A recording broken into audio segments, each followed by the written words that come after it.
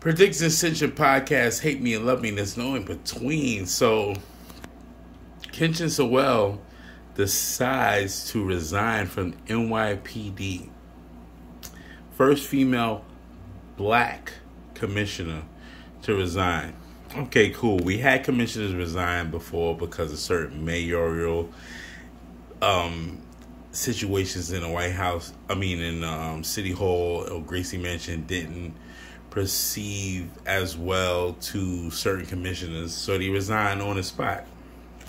But you got to remember, she's a woman, and she's not emotionally in tune on what's going on in the city.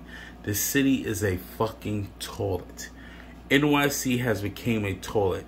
You got people walking over intestines because they just got ran over. Person that was ran over by a bus, they was just still texting.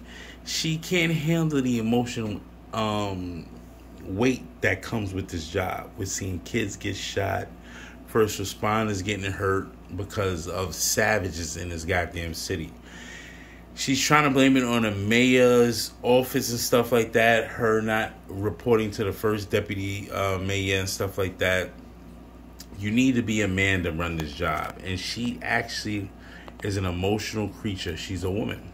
She can't handle all the 5 boroughs and what's coming in, and having 9 or 10 chief commanders under her from all the boroughs. You got 2 chief commanders from each borough, so that's about 10. 5 times 2 is 10.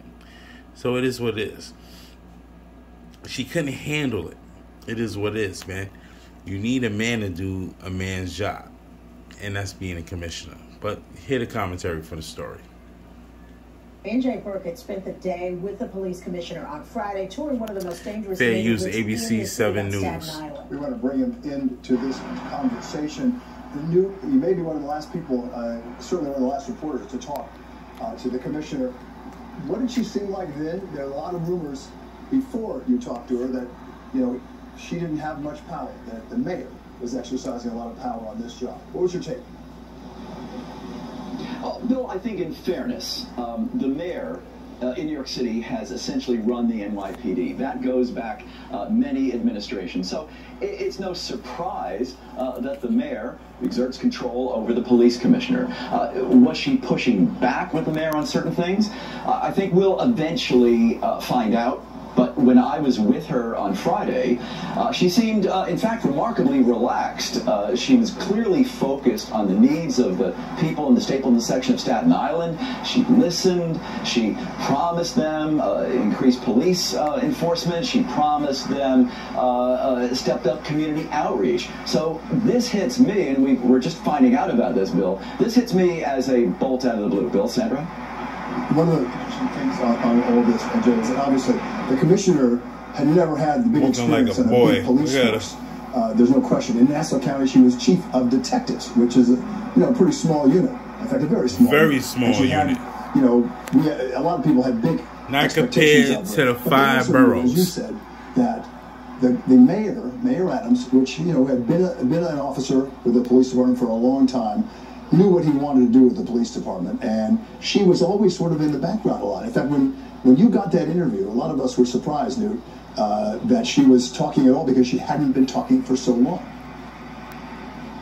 Well, Bill, you'll remember this too, that Bill Bratton, who is Giuliani's police commissioner, actually resigned in a tug of war over police authority, how much authority that he would have under Giuliani. These types of conflicts are not unusual in the city of New York. I mean, I've seen it in essentially every administration that's come down the line. But I was struck being with her one-on-one because, when you see her at a press conference, she does seem really sort of, buttoned up, by the book. People of a certain generation will understand when I say she seems like sort of a Jack Webb type figure, you know, really facts just the facts. And then when I saw her up close, had a chance to spend part of the day with her, it was remarkable to me and noteworthy to me how relaxed she seemed. There was one particularly poignant moment when she saw a 15-year-old girl who was part of a community program there in Stapleton, and the girl was literally in tears, so moved by meeting the first female police commissioner of the city of New York. She was literally in tears, and tears are welling up in her eyes, and she said, you know, she's such an inspiration to young women like me. And I know that Commissioner Sewell was struck by that, and so. This is your podcast, Hate Me and Love Me, there's no in between, so I'm back. Yes, I'm back. It is what it is. Kendra Sewell can't handle as an NYPD commissioner. That's a fact. It's not because she's a woman. It's not because of some bullshit with the fucking goddamn administration for the mayor, Eric Adams.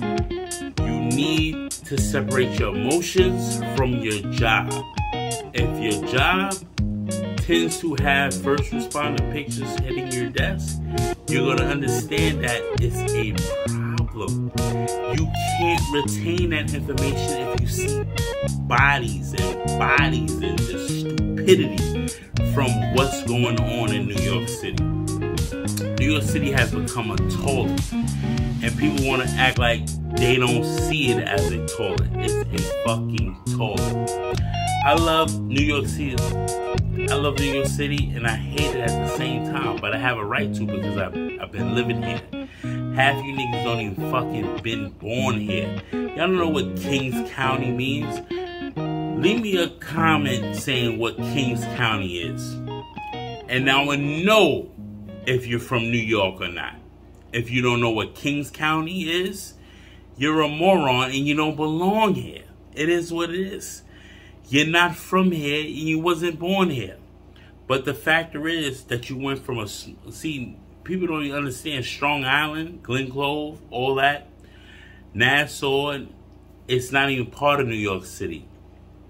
There's less crime out there from the get-go. You had a small unit, Kendra Sewell. The biggest problem is your 5 boroughs, from the goddamn Mott Haven area to the Concourse, to the Fordham Heights area, to Dyckman, all the way down to Harlem, Harlem to motherfucking Midtown, and even the Lower East Side, Brooklyn, Williamsburg, Bed-Stuy, everything is East Flatbush, Canarsie, Far Rockaway to the Rockaway Boulevard, to the goddamn Woodhaven Boulevard. It's savage lands, B. So I understood why you resigned. You trying to say it's the Mayor Adams, he didn't have you. Nah. You just can't stomach it. You can't have a woman do a man's job. That's a fact. And I'm stating that right now. A woman can't do a man's job. We are able to hold ourselves numb to certain situations and get results done. And she proves the fact that she is a woman doing a man's job. But it is what it is, man. Predictions is your podcast. Hate Me and Love Me, there's no in between. Fair use, ABC 7 News. I'm just letting you know they should have put a man in there from the get-go. Eric Adams, you're bugging out, bro. You got 9 fucking females running all the top agencies. You're fucking losing control. It's called affirmative action, and no one wants to say it. Affirmative action towards sex, affirmative action towards religion, affirmative action towards ethnicity. And you fucked up, bro.